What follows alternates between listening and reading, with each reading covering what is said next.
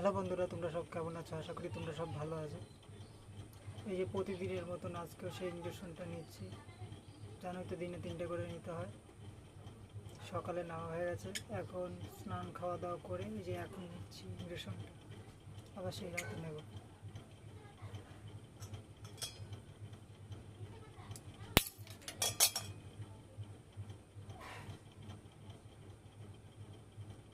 ইঞ্জেকশনটা সিজ দিয়ে টানছি।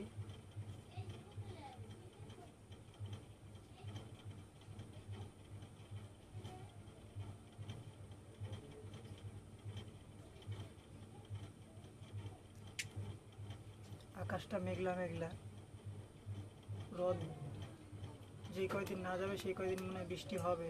রথের প্রথম দিন তো বৃষ্টি হলো না রথের জন্য, আজকে কি হবে জানি না সঠিক। এই ইঞ্জেকশনটা এখন দেবো।